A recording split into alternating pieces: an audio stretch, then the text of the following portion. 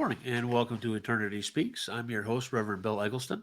As always, I hope that everyone has had a great week and is doing well. Um, as you can tell, I'm still a little bit stuffy, so please bear with me. This week, I'd like to talk about the importance of family. Uh, while some families are closer than others, not necessarily in terms of distance from one another, but in how strong their bond is with one another. Others have become estranged and rarely speak at all. Sometimes they let petty differences drive a wedge between them, or they dwell on misunderstandings that they can't even remember the details of. Some people hold a grudge for so long that they lose sight of why they were mad in the first place. Uh, all they remember of their original issue is I'm mad at them, but they can't seem to tell you why anymore.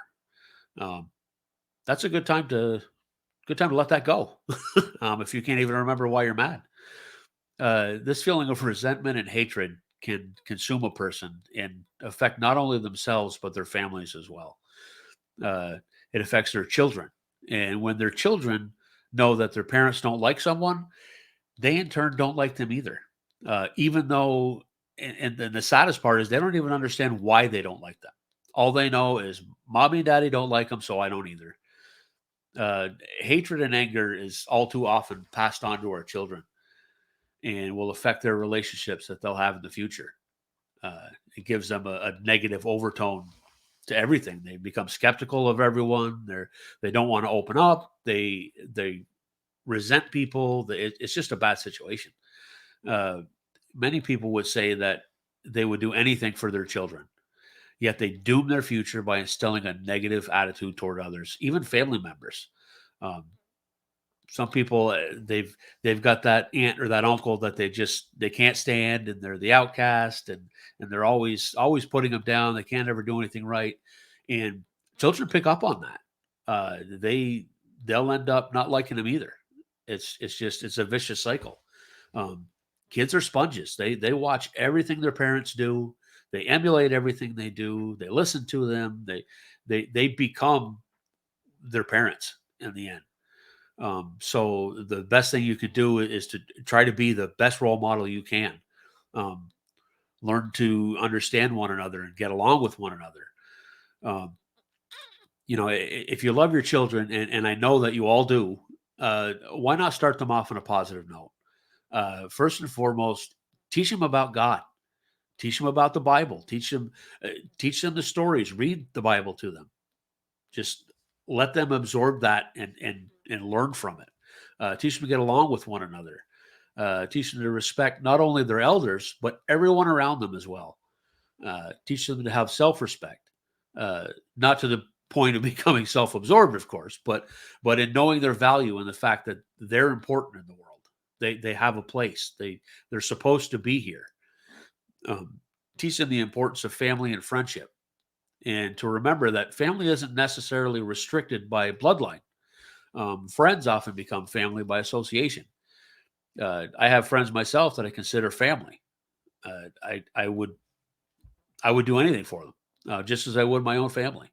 I see no distinction between the two. And if you're saying to yourself, but I don't have family or friends, or I'm all alone in the world, I've got some shocking news for you. You have friends and you have family. Maybe not in the conventional sense, but you do nonetheless. Uh, you have everyone listening today. You have me. And most importantly, you have God. And what better friend could you have than God? He's always there for when you need him, day or night. All you need to do is pray. And if you aren't sure how to pray, send me a message and I'll pray with you. I'll even pray for you. But the first step begins with you. You must make the effort. You must reach out. Uh, God knows what's going on in your life. He knows everything that's going on. But it's important that you recognize that for yourself, because the only way things are going to change is if you want them to change. If you take that step, that's why you need to reach out. Uh, God's always listening and will always love you no matter what you've done or whether you feel that you're worthy of his love or not. Uh, he's there, and we are all family in his eyes. We're all God's children. every race and creed and color and any other label that we put on each other, in the end, we're all family. And family is what's important. We need to learn to get along. We need to learn to love each other and look out for one another. And that being said, I'd like to turn the show over to Barry and our very special guest, Toba. Good morning. Morning. This is going to be a very, very interesting morning for all of us. I think it is. I know that there's a lot of people out there that do not understand truly the life of Jesus. In the Gospels, you have information from when he's born. You have an incident when he was supposedly 10 years old. And then at 28, he starts his ministry. So there's a huge gap that's not written about the life of Jesus. When I wrote the book, Spirits Speak, Channeling the Life of Jesus, we actually interviewed all the spirits that were involved with his life. And one of the main ones was his wife. Jesus was married for 8 years, and he actually has 5 children. It was kept a secret from the Romans because they feared for the life of the family, so they never spoke about it. The family was protected. Only Peter was the only one that really knew about it. And his wife's name is Toba, and you're going to find out that she is an incredible, beautiful spirit. So looking forward to that. She's going to bless us with her presence and with a message today. So okay, we might as well get started. All right. Okay. Okay.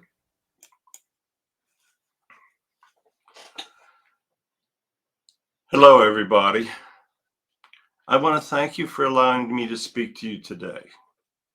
I fully realize that many of you doubt who I say that I am. We lived in a very difficult time. The Romans were very, very brutal. They would kill anyone that they disagreed with.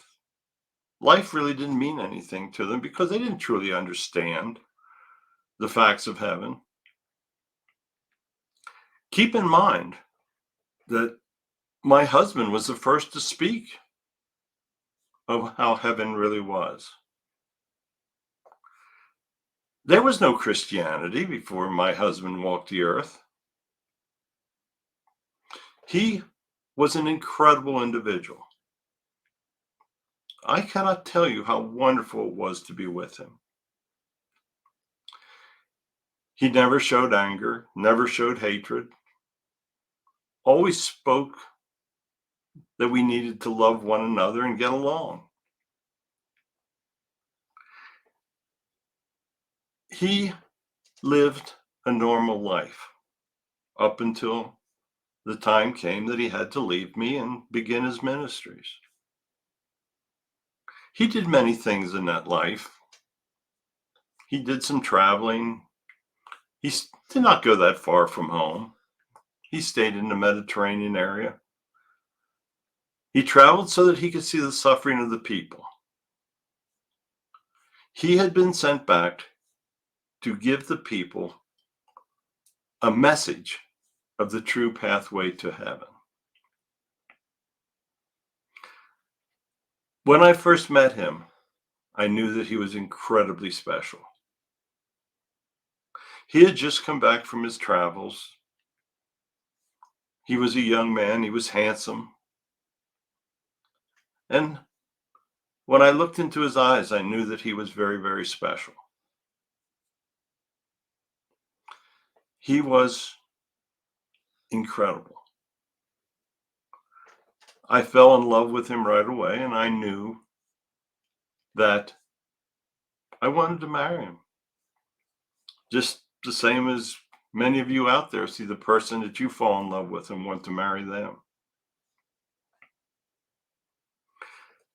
Mary and Joseph were his parents. They were wonderful people as well. And they were present when we got married. We only had 8 years together. Jesus knew exactly what was ahead for him. He knew that he was going to suffer and die at the hands of the Romans. He knew that he was going to have to sacrifice his family, that he was going to have to leave them and never see us again. We had 5 wonderful children. We had 8 incredible years together.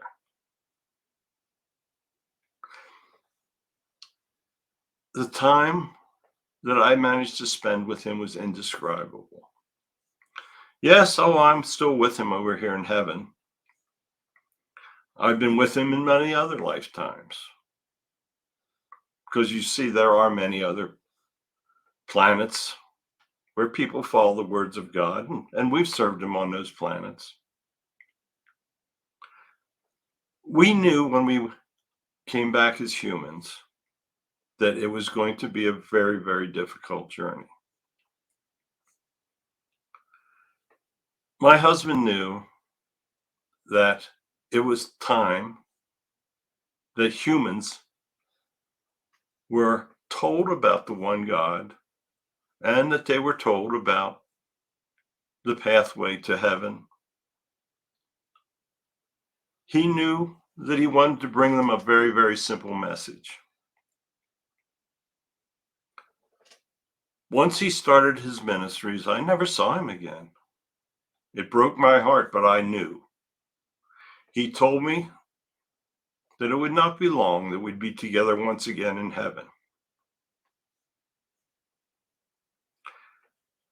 He knew that he had been sent back to bring the people the simple message of love, of coexistence, and that if they lived a good life, they would join him in heaven, which was this magnificent place that was indescribable.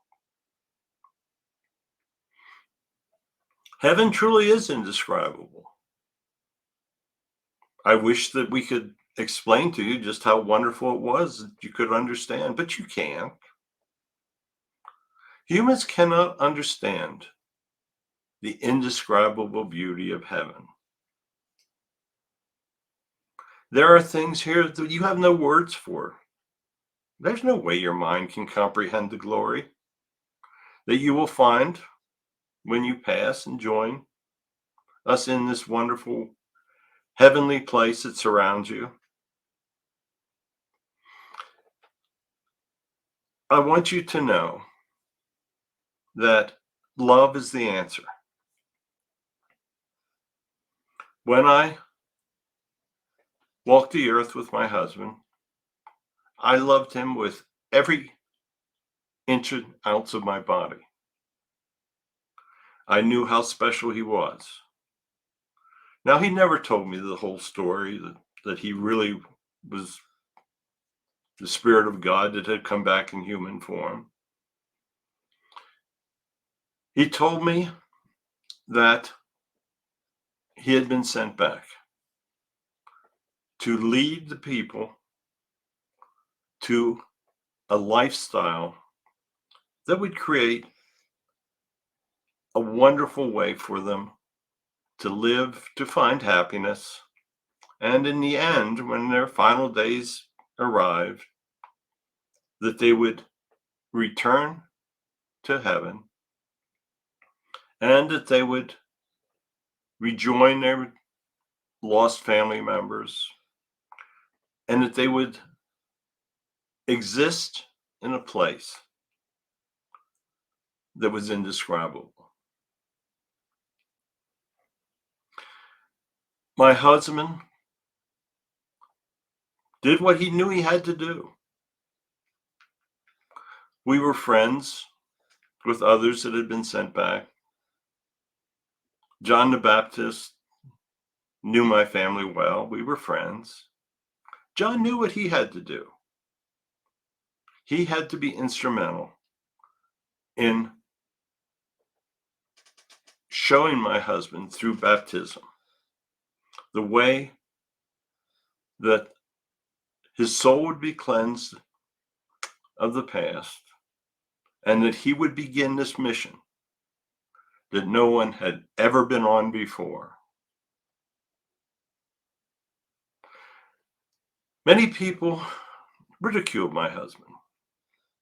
They thought he was crazy.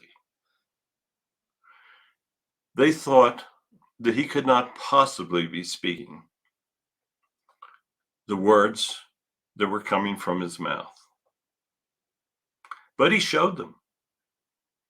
He created miracles. He healed others. The entire 3 years of his ministry were spent healing and helping others and showing them how to learn to live a life that would bring them into this indescribable heaven of which I speak. Now, you may not believe that I truly was married to this wonderful individual, and that's fine. You have free will to believe as you wish, but I truly hope that you will live a wonderful life. I know there's no mention of me in the Gospels. It was meant that way. As I said earlier, or Barry said, my husband feared that if the Romans learned of his family, that they would kill them. And they, in all probability, would have. They wanted to stop this message. Jesus was speaking words that were totally contradictory to the preachings of the Romans with their multiple gods. He came back because it was time to lead the people forward. It was time for them to understand that there was only one God, and that God is the God of all religions. Now, after the passing of my husband from his physical life, he sent back many others to speak the messages of the one God. He sent back Muhammad to start the wonderful Islam faith. He sent Buddha. He sent many to start the Hindu faith. He knew that many people in different parts of the world required different messages and required different leadership. I want you to think about the complexities of how all of these religions commenced and the common message that they had.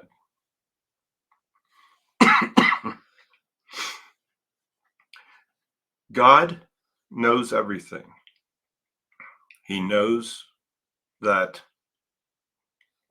all can be well if you follow love and understanding.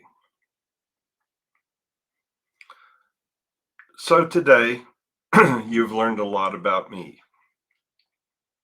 You've learned a lot about Jesus. You may not have known all this. He lived a normal life for 28 years. That is why nothing is written in the gospel about it, because he did nothing special during that time. Oh, he educated himself, he traveled, he showed love, he raised a family. But none of that appears in the gospels. I can assure you that what I'm telling you is the truth. I know that many of you are not going to believe because you've been taught differently, and that's fine. That's all you've had to know. The Gospels have been the foundation of learning for thousands of years, and there was no mention made of this. But from this day forward, understand that there was a loving individual, a person that lived a real life. Oh, yes, his words then changed the direction for billions of people. But I knew him as a wonderful, loving human. Emulate how he lived his life. I think that is the true message of what I'm trying to bring you today. So thank you for listening. I hope that you believe. I know many of you won't, but I assure you that what I am speaking is the truth. Love your family as he loved us. What could be a better example? All things start with the family. If you show love as he did, then all will be well in your lives. So thank you for listening to me. Thank you for allowing me to speak. And I hope, thank you for believing the truth of my message. I know my husband is listening to this today. He is here with me. I know that he blesses all of you that are listening to this. He wants you to show the word, to share the messages, tell others of this. So bless all of you and thank you for listening. There will be many more messages brought between Barry and Bill, and we hope that you will bring others to them. So goodbye, bless all of you, and thank you for listening. Thank you very much. Yes, it kind of lived up to expectations, didn't it? Yes, it did. Okay, we're going to have St. Augustine next week. He was one of the most prolific of the Christian writers, and wrote some things that weren't too accurate because he was basing it on what came before. But he's a wonderful, wonderful soul. He acts as one of my writing guides, and I assure you that he will have a good message next week. Okay. So goodbye, and we will be back again next week. All right. Okay. There you have it. Some of you have found out for the first time that Jesus was in fact married and had children. Uh, like they said, there's 28 years missing. Uh, Something had to have happened during that time. His ministries alone were only 3 years long, and look what he accomplished in 3 years. That's why we're sitting here today. That's why you're listening, and that's why you're watching. That's why I'm here, to help spread those words. Um, it's it's just kind of a humbling experience, a humbling thing to think uh, about all of that. Why why it happened, why he came back, and the fact that he had to go through. He wanted to live a normal life. If you want to understand someone, you walk a mile in their shoes. I mean, we've all heard that phrase before. Uh, he came back and lived a normal life as a human so that he could understand the human conditions. He could go through the experiences that we go through and know love and